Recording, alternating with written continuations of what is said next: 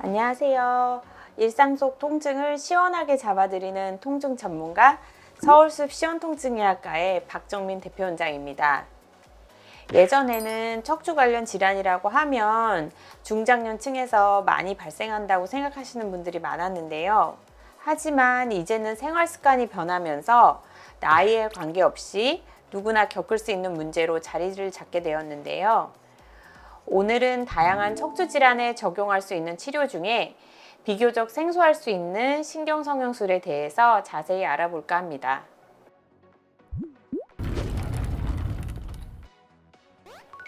신경성형술은 1mm 정도 되는 작은 카테터를 삽입해서 통증의 요인이 되는 신경 쪽에 유착을 제거하고 풀어주는 시술입니다. 신경차단술, 프롤로, 근육 주사 치료 같은 보정적 치료에 효과가 미미하거나 만성 통증이 있고 MRI상 병변이 큰 경우 고려해 볼 수 있는데요.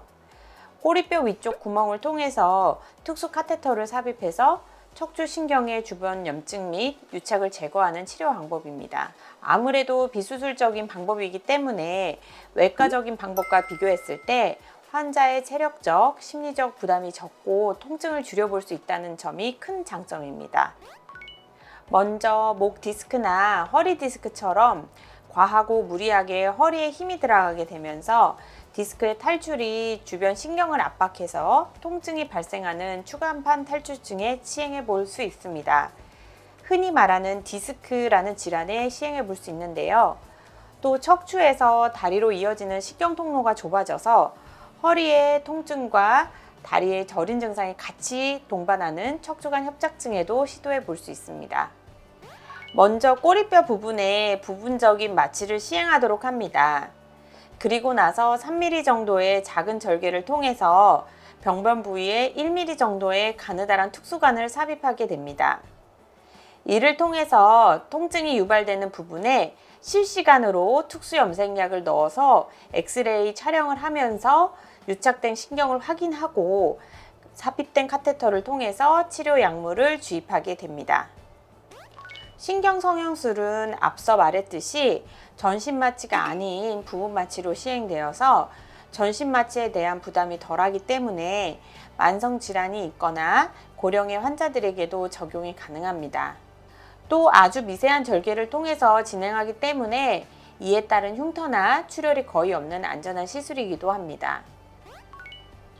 첫 번째로 만성적인 요통을 겪거나 급성으로 심한 요통이 나타나는 분들, 두 번째로는 보존적인 치료 방법을 적용했을 때 큰 호전이 없으신 분들, 세 번째는 치료를 진행하고 나서 바로 일상으로 복귀해야 되는 분들, 네 번째는 기저질환으로 인해서 수술에 대해서 부담을 느끼시는 분들에게 적용할 수 있습니다.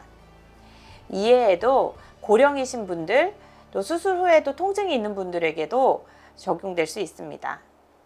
시술 후 이틀 동안은 투입된 약물량이 흡수될 때까지 허리 부분과 하지 쪽으로 무거운 느낌을 받으실 수 있는데요.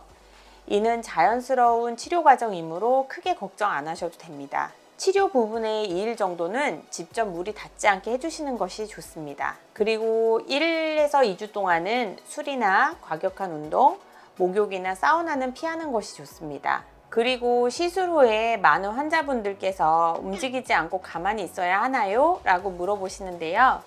과격한 활동을 피하는 것이 좋지만 너무 활동을 제한하는 것보다는 가벼운 걷기 운동, 스트레칭 등은 꾸준하게 하는 것이 회복에 도움을 될 수 있습니다. 오늘은 신경성형술에 대해서 알아보았는데요. 도움이 되셨나요?